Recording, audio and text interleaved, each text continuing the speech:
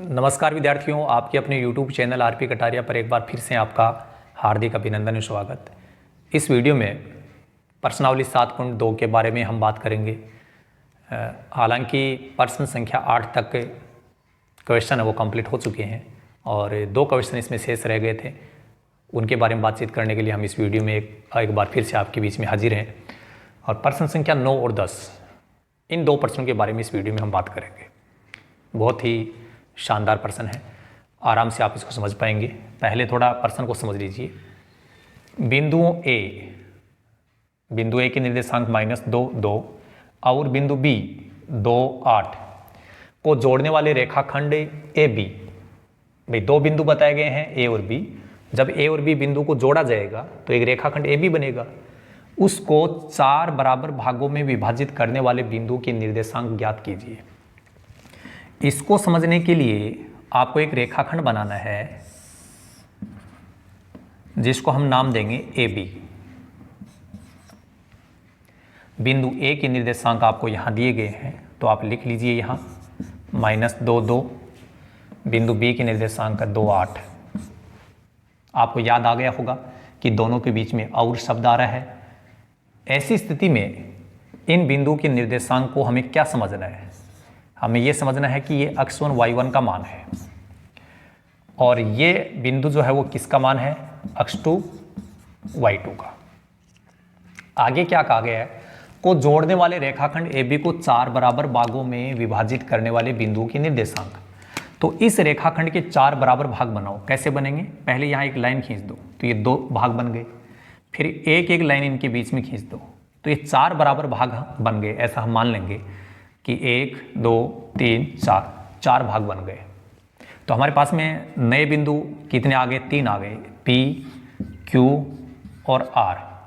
तो ये जो 3 बिंदु है, ये 3 बिंदु इस AB रेखाखंड को 4 बराबर भागों में विभाजित कर रहे हैं। आपने देखा यहाँ पर 1, 2, 3, 4 भाग बन रहे हैं। तो ये कह रहा है कि ये जो तीनों बिंदु है जो इसको 4 बराबर भागों में विभाजित कर रहे हैं, उन बिंदु के निर्देशांक ज्ञात कीजिए। तो आपको पता चल गया होगा। सबसे पहले हम बिंदु P जो है उसके निर्देशांक ज्ञात करेंगे। तो पहले पॉइंट में हम मान लेंगे कि माना बिंदु P निर्देशांक हमारे पास में नहीं पता है तो हम मान लेंगे XY। एक आपको हैबिट हो गई होगी कि जब भी हमारे पास में निर्देशांक नहीं है तो उसके निर्देशांकों को हम XY मान लेते हैं। लेकिन इसकी निर्देशांक ज्ञात करने के लिए अपने को अनुपात की आवश्यकता होगी। अनुपात की आवश्यकता क्यों हुई? क्योंकि यहाँ नाम आ रहा है विभाजित करने वाले। विभाजित करने वाले का मतलब विभाजन बिंदु। विभाजन का नाम आ गया तो आपको याद आ गया अंतःविभाजन या बाह्य विभाजन। तो अंतःविभाजन या बाह्य विभाजन जो होता है उसके अनुसार फॉर्मूला लगाना पड़ेगा। तो अनुपात चाहिए पहले अपने को। तो अनुपात बिंदु P के लिए अनुपात M1 अनुपात M2 हम कैसे ज्ञात करेंगे? ध्यान से समझें। बिंदु जो P है, इस बिंदु P के लिए P से पहले और P के बाद कितने बराबर भाग बन रहे हैं ये समझना है। आप देखिए P के पहले 1 भाग है और P के बाद में 1, 2, 3 भाग है। इसलिए P के पहले 1 भाग है, बाद में 3 भाग हैं, तो इनका अनुपात हो जाएगा 1:3। सूत्र कौन सा लगाना है? अंतःविभाजन वाला। अंतःविभाजन वाला फॉर्मूला हमने क्यों लगाया? अंतःविभाजन सूत्र से। तो इसमें फॉर्मूला ये होगा कि x बराबर m1 x2 plus m2 x1 बटे m1 प्लस m2। तो यहाँ पर ये जो m1, m2, x1, x2 है ये सब अपने को मिल जाएंगे। m1, m2 का मान हम यहाँ से देखेंगे और x1, x2 का मान अपन यहाँ से देखेंगे। 10 मिनट बाद मिल रहा हूँ भाई। तो m1, m2 यहाँ से हम देख लेंगे और x1, x2 यहाँ से देखेंगे। x1 y1 ये रहा, x2 y2 ये रहा। तो मान लिखते जाओ। m1 का मान 1 है, 1 गुणा x2 आ रहा है तो x2 देखो कहाँ, ये तो x1 y1 है, ये x2 y2, x2 का मान 2 है प्लस से m2 का मान 3 गुणा x1 ये रहा, x1 का मान -2 है तो ये -2 बटे 1 + 3, ये 1 + 3 कहाँ से आया, m1 + m2 आ रहा है ना, तो m1 और m2 के जो मान है इनको जोड़ दिया। अब सरल करो, 1 को 2 से गुणा करने पर 2, 3 को -2 से गुणा करेंगे -6 बटे 4, 2 में से 6 घटेगा तो -4 बचेगा, क्योंकि बड़ी संख्या माइनस की है तो बड़ी संख्या जिस चिन्ह की होती है घटाने के बाद वैसा ही बचता है, बटे में 4 और 4 में 4 का भाग जाएगा तो 1 आ जाएगा और ये माइनस बचेगा, तो ये x का मान आ गया। ऐसे ही अब y के लिए फॉर्मूला लगाएंगे अपन, y बराबर, y का फॉर्मूला क्या होगा, इसमें जहाँ जहाँ x दिखाई दे रहा है वहाँ वहाँ y लिख दो, तो y बराबर m1y2 प्लस m2y1 बटे m1 + m2, m1 m2 का मान यहाँ से देखेंगे, y2 y1 का मान, y1 ये रहा, y2 ये रहा, यहाँ से देखेंगे तो m1 का मान अपने पास में 1 है, y2 का मान 8, m2 का मान 3, y1 यहाँ लिखा हुआ है, मैंने आपको समझा दिया था कि इसको x1 y1 मानना है, इसको x2 y2 समझना है, तो y1 का मान कितना हो गया 2 बटे m1 + m2 का मतलब m1 ये है, m2 ये, जोड़ दो इनको, 1 + 3, 1 को 8 से गुणा करेंगे 8, 3 को 2 से गुणा करेंगे 6 बटे 4, ये हो जाएगा 14 बटे 4, 2 के पाठे से कटेगा तो यहाँ 2 का भाग 7 बार जाएगा, यहाँ 2 का भाग 2 बार जाएगा, तो ये हो जाएगा 7 बटे 2, इससे आगे सरल नहीं होगा।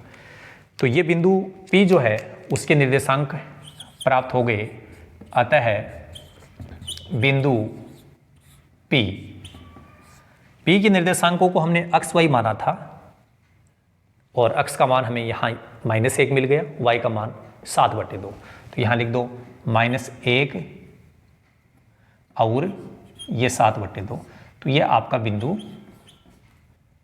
P हो गया है।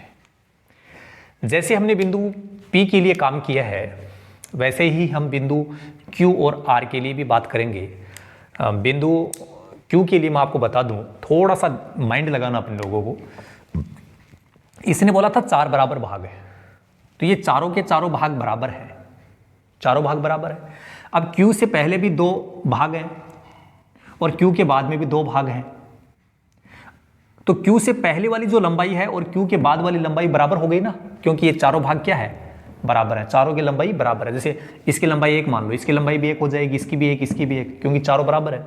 अब Q से पहले 2 हो गया, Q के बाद में 2 हो गया, हो गए ना, तो Q क्या हो गया, बीच में आ गया, और बीच का मतलब है Q इस AB का मध्य बिंदु है। तो पॉइंट नंबर 2 में थोड़ा सा ये बता दो कि Q है वो AB का क्या है, मध्य बिंदु, Q AB का मध्य बिंदु है, Q AB का मध्य बिंदु है। मान लिया हमने कि Q के निर्देशांक भी क्या है, x y है, और मध्य बिंदु के निर्देशांक के सूत्र आपको बता रखे हैं, x1 + x2 बटे 2, और y का मान निकालेंगे तो y1 + y2 बटे 2। तो यहाँ x1 + x2 का मतलब क्या है, x1 का मान यहाँ से देख लो, x2 का मान यहाँ से देख लो, तो -2 + 2 बटे 2 ये हो जाएगा, -2 + 2 का मतलब 0, 0 बटे 2, 0 बटे 2 का मतलब 0 होता है, ऊपर 0 उत्तर 0, जब ऊपर 0 आ जाता है तो उसका उत्तर 0 हो जाता है। ऐसे ही y1 + y2 का मतलब क्या है, y1 का मान 2 है, y2 का मान 8 है, तो ये हो जाएगा 2 + 8 बटे 2, 10 बटे 2, ये हो जाएगा 5। ये आपका Q बिंदु आ गया। अतः है Q के निर्देशांक हमने x y माने थे, लेकिन x का मान 0 आ गया और y का मान 5 आ गया। इस प्रकार से आपको बिंदु Q मिलेगा। अब बिंदु R जो है उसके लिए आप लोग पॉइंट नंबर 3 में कर सकते हैं, थोड़ा मैं बता दूं। बदलेगा क्या, ऐसे ही होगा जैसे पहला पॉइंट हमने किया है, ये बिंदु P के लिए हुआ तो ये R के लिए, तो यहाँ R आ जाएगा, x y ही मानना है, अनुपात चेंज हो जाएगा, अनुपात चेंज कैसे होगा, आर के पहले 3 भाग आ रहे हैं, 1 2 3 और आर के बाद में 1, तो इसमें आर के पहले 3 भाग है तो यहाँ 3 आ जाएगा, आर के बाद में 1 भाग है तो यहाँ 1 आ जाएगा, 3 अनुपात 1 हो जाएगा, अनुपात चेंज हो जाएगा। सूत्र यही रहेंगे, फॉर्मूले यही रहेंगे दोनों। तो m1 m2 का मान हो जाएगा 3 अनुपात 1, चेंज हो जाएगा नहीं, ये इससे पहले 3 इसके बाद में 1 भाग है, 3 अनुपात 1 हो जाएगा। और x1 y1 x2 y2 ये मान आपको यहीं से देखना है, तो इसको आप आगे पॉइंट नंबर 3 में आप हल कर सकते हो। और यदि फिर भी आप लोगों को प्रॉब्लम आती है, हालांकि प्रॉब्लम आएगी ही नहीं, यदि आपने इसको समझ लिया पॉइंट नंबर 1 को आप कर दोगे। यदि फिर भी प्रॉब्लम आए तो आप हमारे इस वीडियो के कमेंट बॉक्स में जाकर के कमेंट कर सकते हैं, और जैसे ही हम लोगों को लगेगा कि वास्तव में इसकी डिमांड ज़्यादा है, लोगों को कम समझ में आ रहा है, तो मैं ज़रूर आपको पॉइंट नंबर 3 की बात करूंगा, अन्यथा आप इसको हल कर सकते हैं। तो ये आपका क्वेश्चन नंबर 9 कंप्लीट होता है। और अब हम इस एक्सरसाइज का अंतिम जो क्वेश्चन है, प्रश्न संख्या 10, उसकी बात हम करेंगे।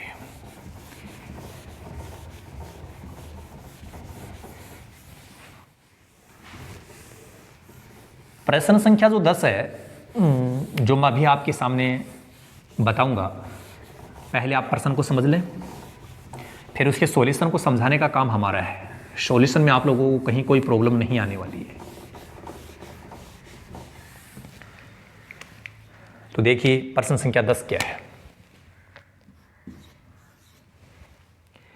एक समचतुर्भुज का क्षेत्रफल एक समचतुर्भुज का क्षेत्रफल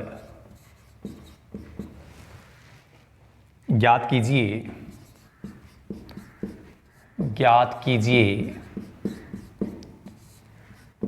जिसके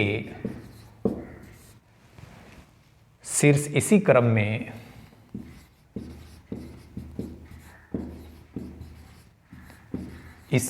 में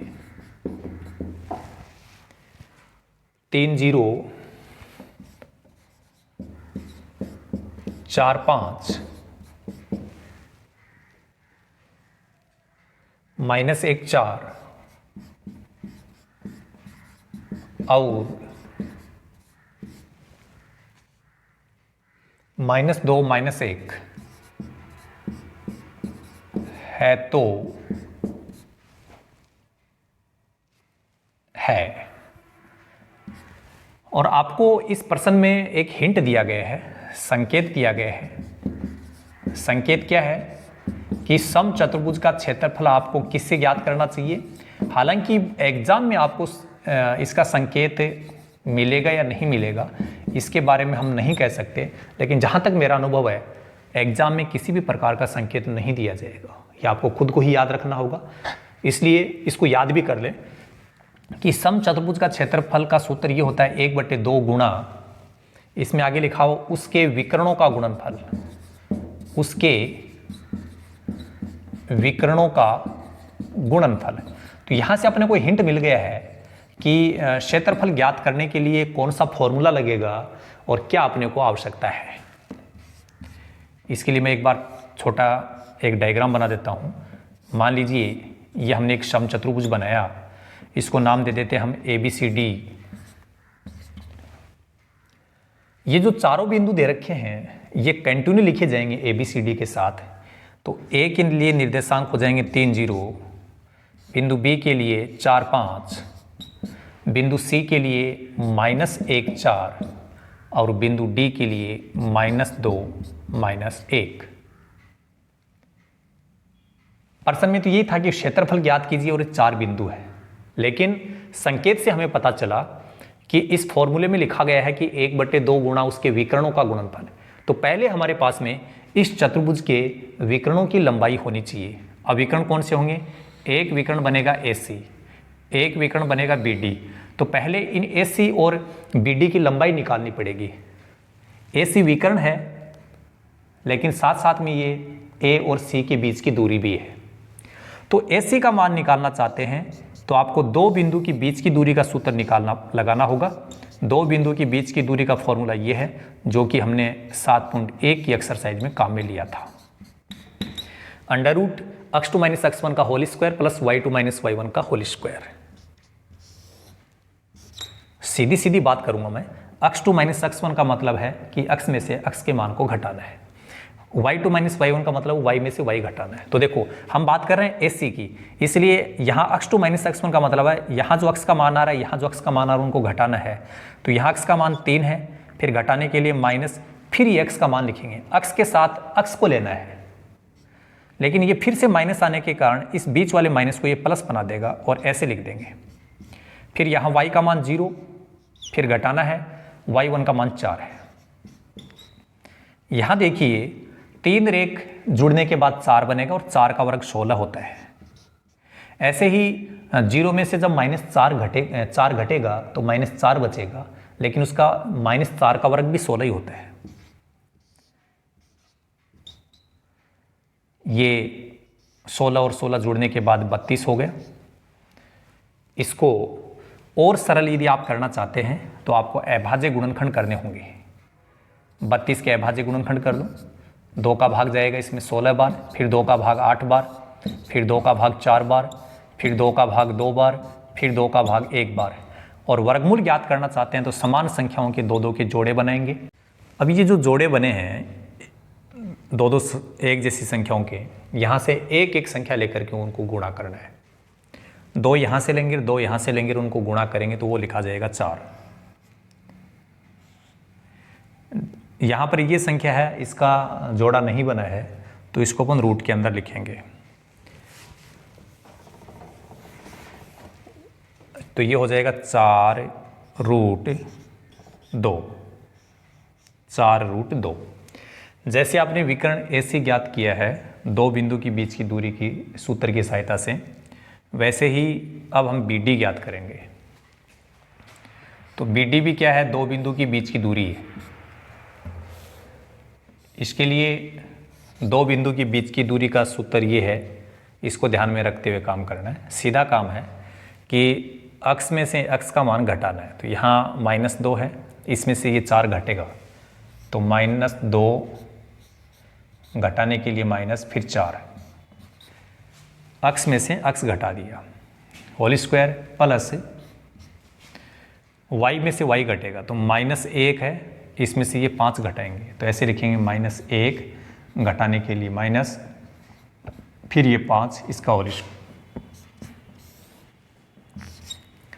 दोनों संख्याएं माइनस की हैं इसलिए जुड़ेंगी और ये दोनों जुड़ करके बन जाएंगे -6।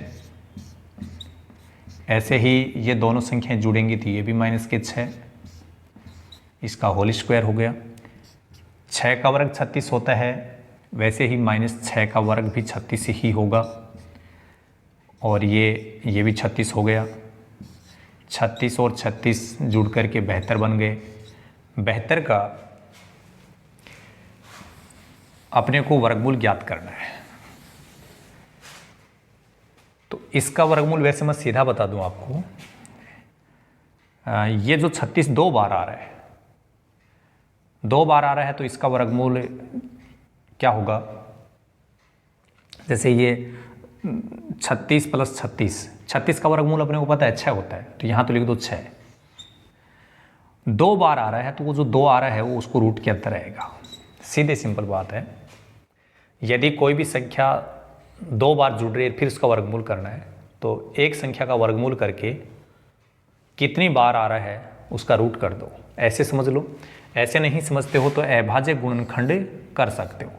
72 के अभाज्य गुणनखंड करेंगे, 2 का भाग लगाएंगे 36, फिर 2 का भाग 18, फिर 2 का भाग 9, फिर 3 का भाग जाएगा 3, फिर 3 का भाग जाएगा 1। इसका जोड़ा बन गया। इस 2 के लिए जोड़ा नहीं बनेगा, ये जोड़ा बन गया। तो जो जोड़ा बन चुका है वहाँ से एक एक संख्या लेंगे, तो यहाँ से 2 लिया जाएगा, यहाँ से 3, उसको गुणा करके लिखेंगे तो 6 बन जाएगा। और जिसका जोड़ा नहीं बना है वो रूट के अंदर आएगा। दोनों विकर्ण हमने ज्ञात कर लिए। दोनों विकर्ण क्यों ज्ञात किए हैं, क्यों समचतुर्भुज का क्षेत्रफल ज्ञात करने के लिए अपने को फॉर्मूला बता रखा है कि उसके विकर्णों का गुणनफल करना पड़ेगा। तो पहले हमने विकर्ण प्राप्त कर लिए और अब समचतुर्भुज का क्षेत्रफल आता है। समचतुर्भुज का क्षेत्रफल, क्षेत्रफल का सूत्र है 1/2 गुणा विकर्णों का गुणनफल, विकर्णों का गुणनफल 1/2 गुणा, पहला विकर्ण 11 है, दूसरा विकर्ण वह है, उनको गुणा करेंगे तो 4√2 गुणा 6√2। एक सीधी सीधी बात आपको समझा दूं, √2 को जब √2 से हम गुणा करेंगे तो 2 बनेगा, और वो जो 2 है वो इस 2 को काट देगा। तो ये 2 √2 से √2, ये कैसे कटा पता चल गया होगा आपको। √2 को √2 से गुणा करने पर 2 बन गया, वो जो 2 है इस 2 से कट गया। यहाँ हमारे पास 4 बच गया, यहाँ 6 बच गया, ये हो गया 24। और क्षेत्रफल ज्ञात कर रहे हैं तो हम करेंगे वर्ग मात्रक। ये आपका प्रश्न संख्या 10 का आंसर हो गया। इस प्रकार से आप आराम से इसको समझ सकते हो, और एक बार समझने के बाद अपने नोटबुक में नोट करके जब भी आपको फिर से आवश्यकता पड़े तो जैसे ही आप इसको पढ़ोगे देखोगे तो आपको याद आ जाएगा कि क्या करना है। तो इस क्वेश्चन के साथ एक्सरसाइज 7.2 कंप्लीट होती है। तो इस वीडियो में केवल इतना ही। So thank you so much, all the best, be positive always.